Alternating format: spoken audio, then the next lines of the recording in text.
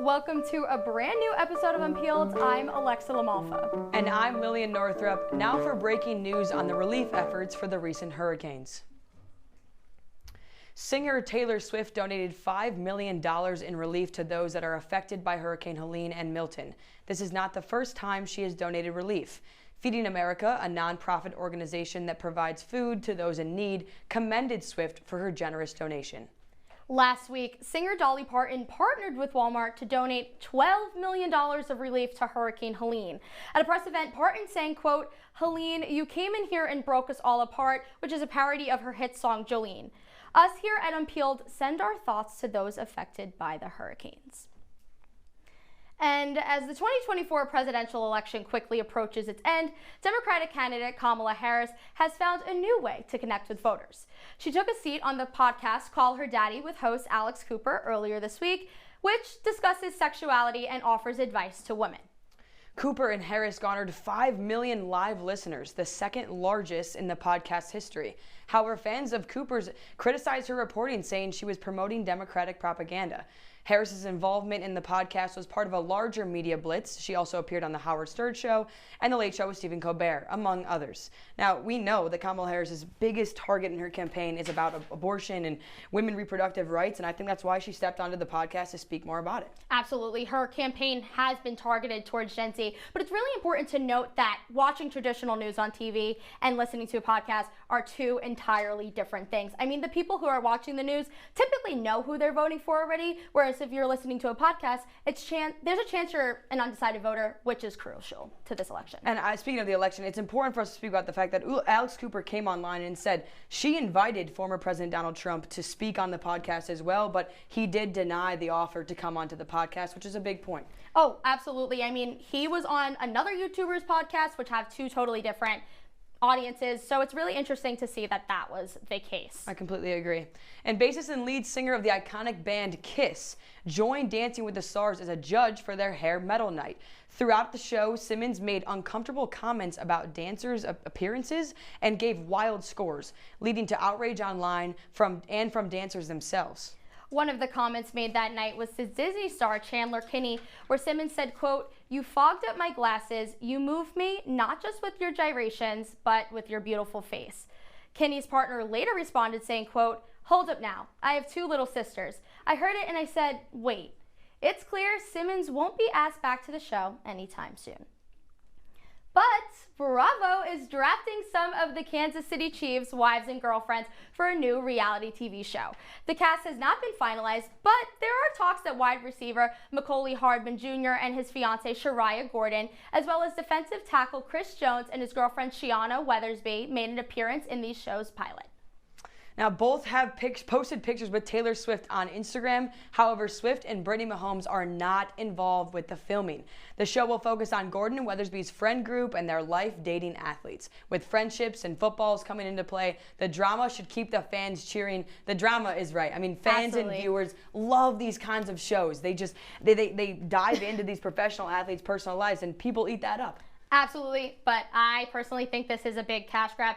Because would this show even exist if Travis Kelce was not dating Taylor Swift? I know, it's a good point, but I will say the Chiefs won back-to-back Super Bowls. I mean, they're a winning team, so if we're going to pick a team to dive into, it probably should be the most winningest team. You're absolutely right, but at the same time, regardless if they won the Super Bowl or not, I feel like the show would have been about the Chiefs anyway because they're going to focus on Taylor. Taylor Swift obviously brings in a ton of revenue for that team and for the NFL, and with their not being on the show, I can assume the viewership will go down a little bit. But either way, I'm excited to watch. I think it'll be a good show, I know Taylor respects her privacy, and she wants to keep that for herself, so I definitely understand why she's not doing this. I agree, for sure. And fans no longer have to guess the features on singer Charli XCX's upcoming Brat Remix album. The list includes Ariana Grande, Julian Casablancas of The Strokes, and the indie folk band Bon Iver, as well as many more. The 16-song album will also include 5 remixes from the original album, such as Guess with Billie Eilish and Talk Talk with Troye Sivan. Now, the names of these features were released on billboards across multiple cities earlier this week after a spread of Photoshop pictures went around on social media. So Charli posted a compilation of photos confirming the artist, and the caption of that was, quote, "Brat," and it's completely different, but also still Brat featuring. The album is set to release this Friday. freaking, it's just nuts. It's absolutely insane. I mean, I'm so excited to hear this album. I mean, I didn't have a Brat summer. I'm going to be really honest. You know that. I'm not really a Brat listener. But with Billie Eilish, Ariana Grande, and like the 1975, these are all people that I'm going to tune in for. I mean, those kind of features are huge. Absolutely. I mean, Charlie has a way of really taking her song and then remixing it to a whole other different song.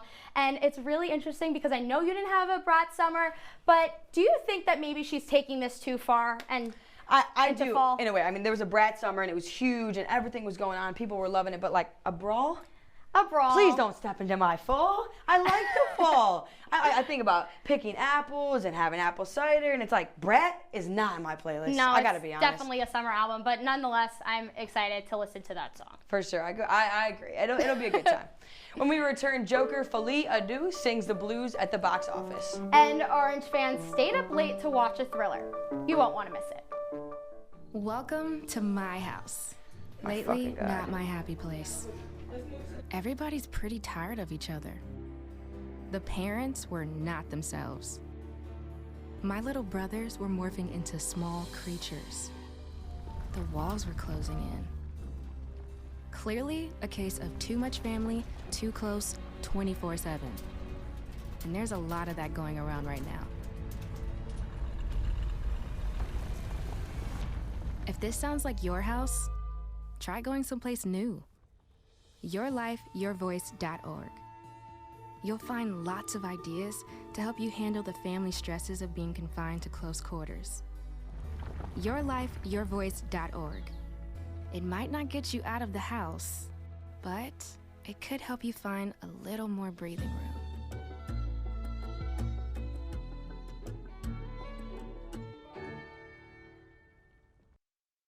Meet Norm. He lives with anxiety, but with the help of this latest innovation from Be Normal, he can be normal, just like everyone else. With the swipe of a finger, you can project happiness, confidence, machismo. Why settle for being real when you can be normal?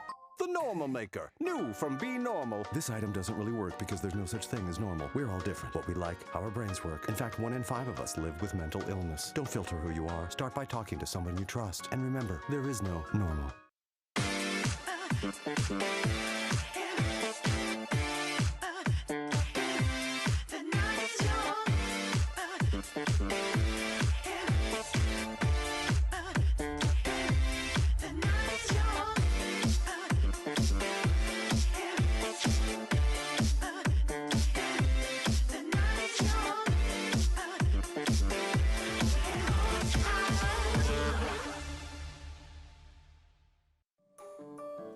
The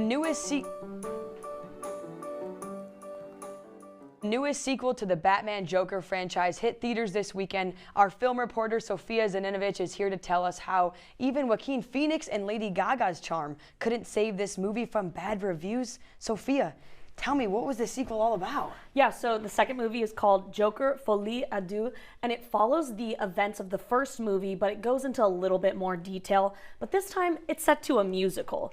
So Lady Gaga's in it, like you said, so you think people are going to be so excited about this. She's singing, she's dancing. If anyone could do it, it's her and Joaquin Phoenix. But fans are really upset about this. Wow, okay. And do you know why they even chose to make it a musical in the first place? I'm a little confused myself, but the first Joker movie did so well. Like, it got the Golden Lion at the Venice Film Festival, 11 Oscar nominations. It did amazing at the box office. So producers thought, why not? And I think that's emphasized in this clip from the trailer. For sure. I got the sneaking suspicion that we're not giving the people what they want. It's okay, baby. Let's give the people what they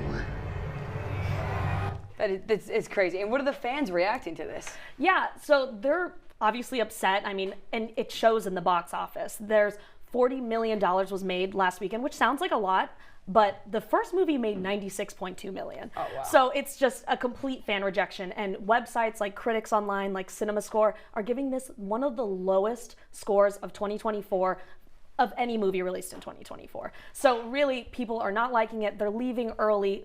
Like, theaters are completely empty. For a movie like this, it should be full to the brim. People should be talking about it in a positive way. But I think musical Joker, it's not working out. Wow, Sophia, that is nuts. I can't even believe that. That is, thank you for sharing of that course. with me. I appreciate it. Alexa? The Joker movie may have gotten bad reviews, but one of the busiest weeks in sports did not disappoint. Here to walk or run us through the hectic week is our sports reporter, Drew Alba. There were a lot of sports and I only got so much time, so let's dive right into it. This is a week around sports. The MLB playoffs started last week, and to say a lot happened would be an understatement. Pete Alonso and the rest of the Mets gave the state of New York a heart attack with a go-ahead 3-run home run to advance to the divisional series. The Mets currently have a 2-1 game lead over the Phillies and are 3 outs away from advancing to the ALCS. But the Mets aren't the only New York team playing in October. The Yankees are in a battle with the Royals in the divisional series. Superstar outfielder Aaron Judge continues to struggle in the playoffs, hitting just .150 with 4 strikeouts. New York is up 2-1 in the best-of-5 series. And why not stay in New York? The Liberty knocked off the defending champ Las Vegas Aces to advance to the WNBA Finals. New York's Breanna Stewart has now scored double-digit points in 38 straight postseason games. New York takes on Minnesota in Game 1 of the WNBA Finals tomorrow night. And let's take a trip over to Las Vegas, where Syracuse football won an overtime thriller 44-41 against number 25 UNLV on Friday. The contest lasted almost 5 hours and was not over until 1 a.m. East Coast time. Talk about a late night. Also in college football, Vanderbilt took down first-ranked Alabama for the first time since 1984. This comes just a couple of weeks after ex-Bama head coach Nick Saban said, quote, "The only place that isn't hard to play at in the SEC is Vanderbilt." Way to jinx your team, coach. Way to go. And we are now through 5 weeks of the NFL season, and a trio of New York teams are trending in different directions. The Bills have lost back-to-back after starting 3-0. The Giants just picked up their second win of the year against the Seahawks, and the Jets fired head coach Robert Saleh Monday after starting 2-3. Once again, the Jets show why they haven't made the playoffs since the first iPad got released, and that was a week in sports. Thanks, Drew. Syracuse students will have to outwit, outplay, and outlast in this reality TV spinoff. Don't go anywhere. We'll be right back on Peelers.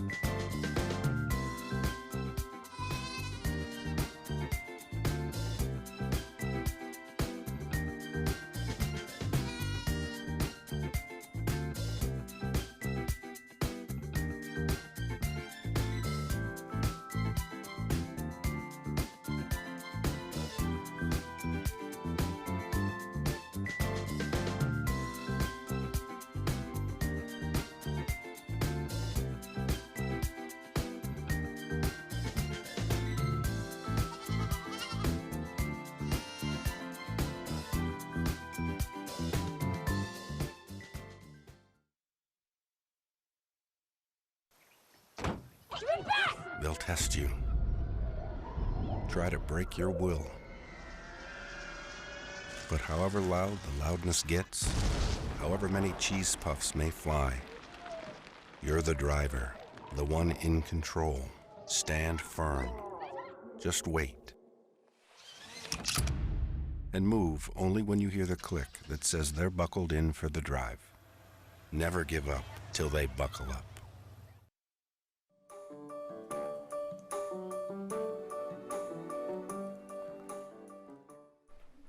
Welcome back to Unpeeled. Survivor Syracuse returns for its 12th season, this time with an all-star cast. Let's hear from our all-star reporters, Tegan Brostrom and Rob Gavrick. Survivor Syracuse is SU's version of the iconic survival show, except without having to literally survive. Contestants compete in physical and mental challenges to prove their worth in hopes of being voted as the last one standing. The show is back for its 12th season for the first time with an all-star cast, and boy, oh boy, the stakes are raised. We sat down with host Ryan Torres, where he spoke more about the intense competition. There's no easy votes. You know, a lot of times the stronger players can kind of team up and see who's an easy vote to just get to pick off. This time around, there's no such decision. Every single person you vote off, they're going to have 3 friends mad at them that you did that. The team has spoken. Survivor Syracuse provides a close-knit community for those involved. Though it's cutthroat competition, the camaraderie is unlike any other group on campus. This season is entirely a group of returning cast members. And senior Annie Connors, current E-Board member and contestant, speaks to the unique environment. A lot of people are seniors, and this is only they just wanted to play one more time before they graduated. We picked this semester because people are leaving next semester. It's so fun to run, it's all I think about all the time, which sounds so stupid, but it's so fun. This is a group of people who is so passionate about what they're involved in. You know, Rob, the energy from this show has made me thinking second semester. Are we joining? I think we're gonna have to, Tegan, now that we've talked about it so much. How do you think you would do if you joined? You know, I think I'd make it kind of far, but I don't think I could. I don't think I could stab my friends in the back. Well, I think if you and I both did join, I think it's pretty fair to say that I would have stabbed you in the back once or twice on my way to an easy victory. Dust. Oh yeah, see ya. What competition do you think you'd be the best at? Anything with my hands where I gotta, get nitty gritty. I don't know why that's so funny. I happen to be quite brilliant, but I don't know. What about you, Lillian? What do you think you'd be good at? I think I would crush it. I'm gonna be really honest. I think it'd be my show. But Nicole Kidman's daughter, Sunday Rose, is making waves in the fashion world, sparking a debate about Nepo babies. Fashion and beauty reporter Cami Bremer is here to discuss the impact of this rising star. Thank you, Lillian. Sunday Rose's recent appearance at Paris Fashion Week has turned heads and raised eyebrows as many question the role of Nepo babies in the fashion industry. At just 16, Sunday is not only Nicole Kidman's daughter, but also one of the youngest models to make a splash on the runway at this past Paris Fashion Week. Sunday opened for the Miu Miu show. As social media reacts, many users are critical, arguing that Sunday's connections give her an unfair advantage over models who have worked hard to break into the industry. Twitter is buzzing with comments on Sunday's rise to fame. Users are debating if the industry is shifting towards a preference for connections over true talent. One user noted, "Is Fashion Week about who you know or what you bring to the table?"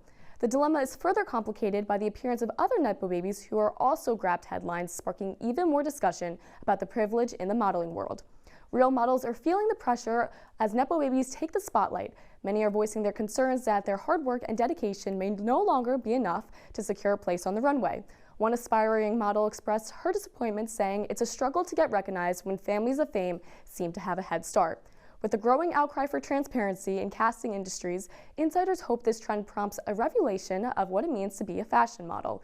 Fans are calling for the return of diversity and a focus on raw talent, fearing that brands may miss out on new artists that truly embody the spirit of fashion. Will the fashion industry embrace change and recognize true talent, or will Nepo babies continue to dominate? While the future of aspiring models remain unclear, all eyes are on Paris Fashion Week as the season unfolds. For now, we can only wait and see how the story continues. Back to you. Thank you, Cami. NBC ratings are in, and some shows are leading the pack. We're here to break it all down after the break.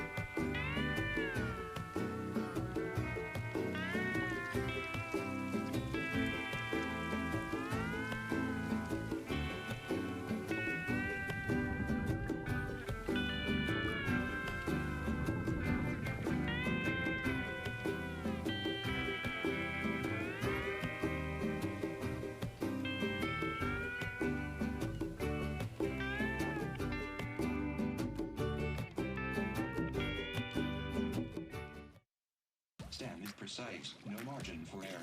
Dare to forget that. Dare to have fun with it. Get weird with it. Dare to send those old STEM theories flying past the neighbor's house into outer space. Dare to program something internet-breaking, record-breaking. Dare to blow their minds. Dare to learn the difference between sedimentary and metamorphic rock. Go find those rocks. Dare to keep daring. Dare to STEM. Check out She Can STEM to get started. We're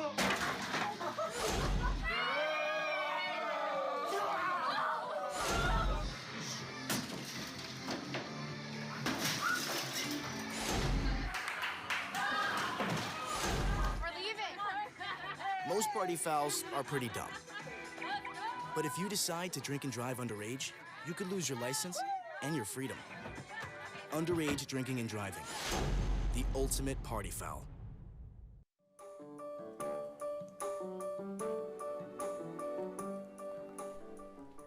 NBC's 2024 to 2025 TV ratings were re-updated this week, and it's not all good news.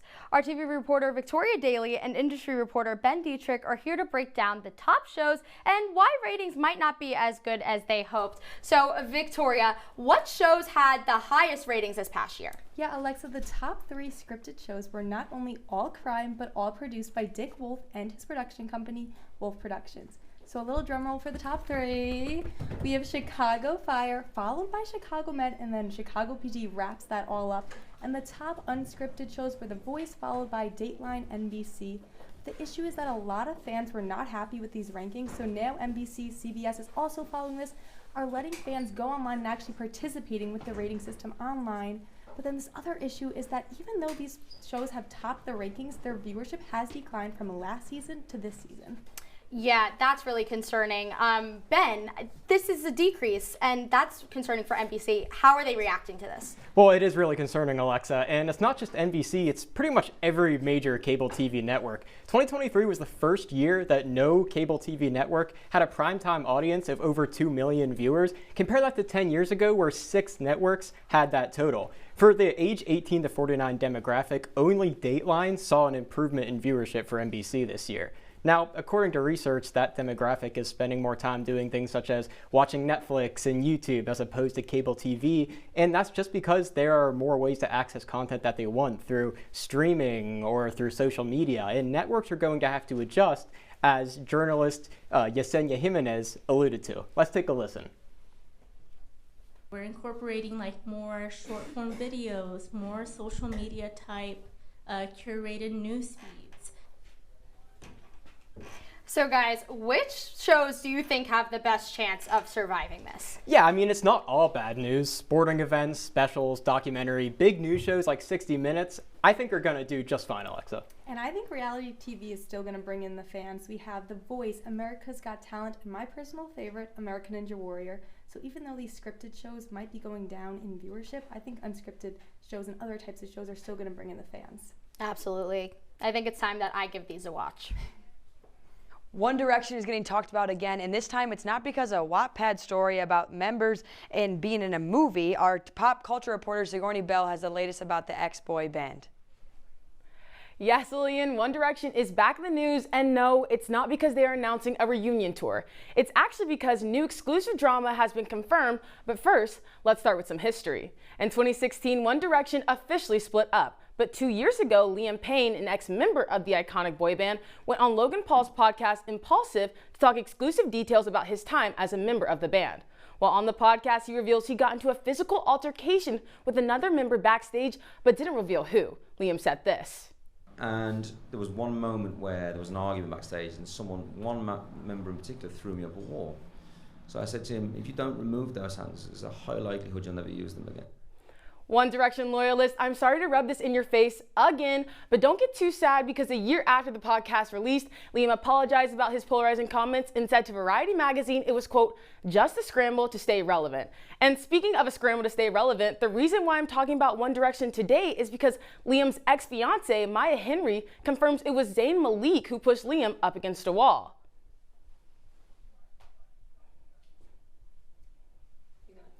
Fans are thanking Maya for finally revealing the long-awaited identity and saying she has every right to expose her ex-fiancé since he cheated on her. Some fans are surprised with this news, while others suspected that conflict with Zayn and another member had happened since Zayn was the first to leave the band. Either way, despite the most recent news, fans are still holding on to the pipe dream that the band will reunite. But I wouldn't hold my breath because Liam was spotted at Niall Horan's solo concert in Argentina.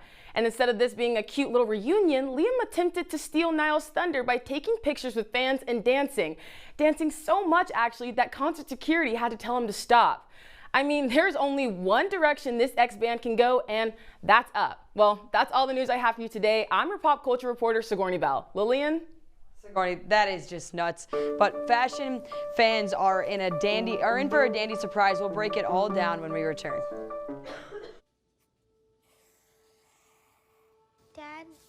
for a minute, okay? Hey, Bobo, do trees tell each other stories? I'm sorry. I'm afraid I don't know that. Hey, why don't we go find out?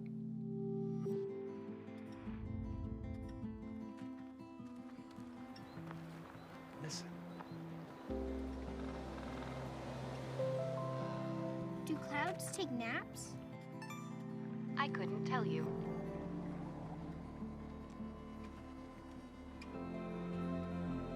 Can birds draw pictures? I don't have an answer for that. Dad, do stars visit their friends? Look!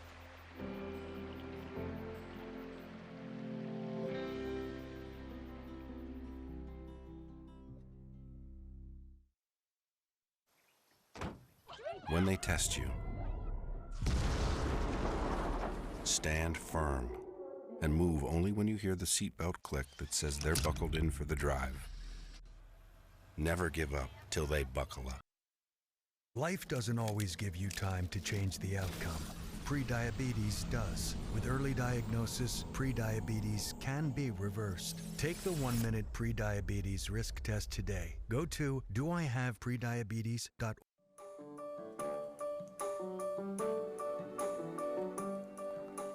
2025 Met Gala theme Superfine, Tailoring Black Style was announced earlier today. The theme will focus on the history of dandy clothing in male black culture. Dandyism is a luxurious and extravagant way of dressing. It was used as a means to push racial boundaries through identity of expression. NBA superstar LeBron James will be the honorary chair at the event next May. He'll be joined by co-chairs Pharrell Williams, Coleman Domingo, A$AP Rocky, Lewis Hamilton, and Anna Wintour. Fans are hoping that this theme will push men to step up their fashion game. So let's take a look at some of these past outfits. I'm curious. Lillian, I'm really... Wow! I think bringing your extra head is interesting. I think Jared Leto, he has a lot of like crazy outfits, but I don't like them. This is a lot. That's scary. It's the head for me. Yeah, no. I don't like that. Next. What? Oh, that looks like a Teletubby. What even was the theme? I don't know here. No. What is up with these bring props? a Teletubby to work I don't like these props. I like Go the back hair, to though. the black suits. The hair looks nice. Is that a jacket? No, the Prada jacket is sick, though. I don't think the fit is bad. Why do we have the Teletubby? I don't really know. One more. We have time for one more. One. I actually don't mind this. I don't know if I like what's going on here. It looks like a dress, but I if it was like a poncho, yeah, you can see the glasses. He looks like he's like in the movie that Clue, like the board game Clue. Do we have time for one more? Yeah, let's go one more. No. Oh my God. This was awful. Someone I get this. I honestly prefer the get first a grip. Jared Leto one. This is nuts. Was he wearing the hat the whole time? How this do is you ridiculous. show up to the Met Gala in this? That's my question. Oh my gosh, that is one more? No, I don't even know if they have another one. But that is just nuts. But unfortunately, that's all the time we have with you tonight. Thank you for tuning in. Make sure to follow us on our socials at CitrusTVE on X and at Unpeeled_Syracuse on Instagram. I'm Lillian Northrup. And I'm Alexa LaMalfa. We're off next week, but we'll see you in 2 weeks live at 8 p.m. from all of us at Unpeeled. Have a great night, Syracuse. Boom.